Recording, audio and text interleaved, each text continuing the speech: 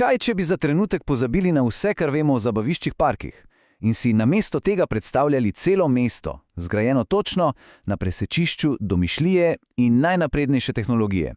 To ni samo neka destinacija za izlet, ampak, hibridni ekosistem. Futuristično mesto, ki je v resnici namenjeno ustvarjanju. In ta misel res zadane v bistvo. Ne gre samo za zabavo, veste, gre za to, da se ustvari svetišče, kjer lahko domišljija deluje na polno, na 10. To je prostor, ki je zasnovan za digitalne nomade, za ustvarjalce in, za vse, ki si upajo sanjati na veliko. Ampak to je seveda ključno vprašanje, ne? Kako se ta precej abstraktna ideja o domišljiji na 10 dejansko pretvori v nekaj otipljivega, v beton, steklo in svetlobo. No, pa pojdimo na potovanje skozi to vizijo in si poglejmo, kako bi to lahko izgledalo. Torej, začnimo pri čisti osnovi. Tukaj ne gre več za pasivno gledanje. To je ekosistem, ki združuje zabavo, delo in življenje. Namenjen je tako obiskovalcem, kot tudi tistim, ki v njem dejansko ustvarjajo in sanjajo. In seveda, takšna vizija ne pride kar iz nič.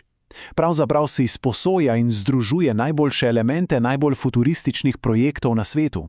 Imamo drzno linearno zasnovo, kot jo poznamo pri projektu The Line, arhitekturno ekstravaganco Dubaja, pametni urbanizem Seula, potem bliskovito hitrost inovacij, kot jo vidimo v Shenzhenu, in seveda vrhunski inženiring, po katerem je znan Rimac. Vse to združeno na enem mestu. Dobro, to je ideja, ampak kako se vse to prevede v fizični svet? Kako se sploh zasnuje mesto, ki je hkrati igrišče in dom? Najprej, samo da si predstavljamo, govorimo o 500 hektarjih. To ni več park, ne? To je dobesedno mesto, območje, ki je dovolj veliko, da lahko gosti celoten ekosistem najrazličnejših izkušenj in skupnosti. V samem srcu vsega pa stoji stolp Nexus. Zamislite si 300 metrov visokega velikana, katerega zunanjost se ponoči sveti v modrih in vijoličnih odtenkih, skoraj kot rastlinje iz filma Avatar. Ampak ta stolp ni samo simbol, je dejansko funkcionalna hrbtenica celotnega parka, ki združuje zabavo, delo in bivanje.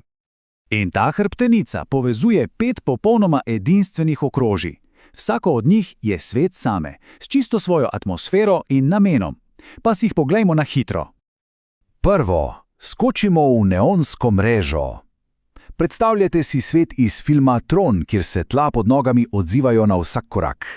Tukaj lahko sodelujemo v virtualnih dirkah s svetlobnimi motorji, čista, nefiltrirana digitalna energija. Potem pa popolno nasprotje, Avatarjev gaj. To je biotehnološki raj, kjer gensko spremenjena drevesa svetijo v temi, mi pa z AR očali komuniciramo z virtualnimi biti. Narava in tehnologija v popolni harmoniji. Tretje okrožje je pa srce parka, citadela ustvarjalcev. To je prostor narejen posebej za ustvarjalce vsebin, programerje in inovatorje. V bistvu gre za visokotehnološki kampus, ki spodbuja sodelovanje. V četrtem okrožju, areni maščevalcev, se vse vrti okoli gibanja. Predstavljajte si trampoline, plezalne stene in celo sobe brez gravitacije, kjer se lahko vsakdo preizkusi v vlogi superjunaka.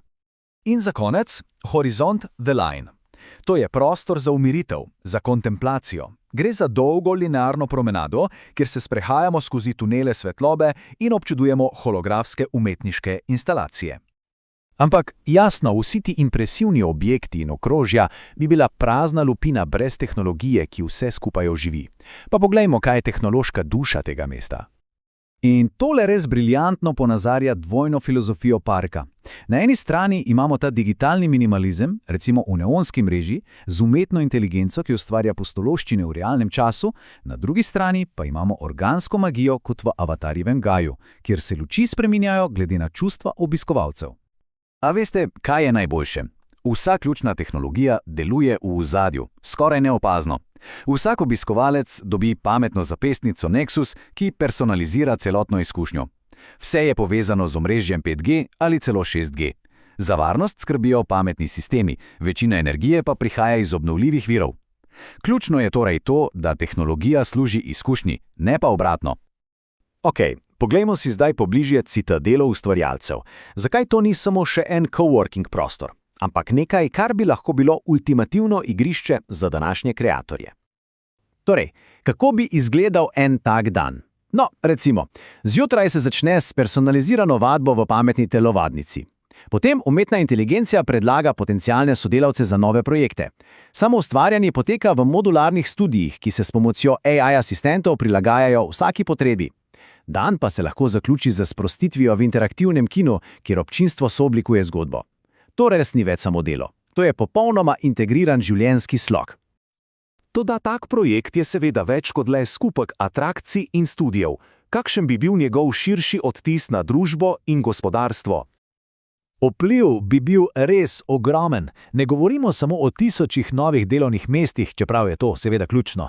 Ta park bi postal nekakšen živi laboratorij za prihodnja pametna mesta, ki združujejo tehnologijo, trajnost in ustvarjalnost. Predvsem pa navdihnil bi novo generacijo sanjačev, inženirjev in umetnikov, da gradijo boljšo prihodnost. In s tem pridemo do končne misli. Ta vizija namreč briše mejo med tema dvema konceptoma. Morda nas uči, da najboljša mesta prihodnosti ne bodo tista, ki bodo omogočala zgolj preživetje, ampak tista, ki bodo omogočala sanjati. Vprašanje pa ostaje odprto. Kaj je na koncu bolj pomembno?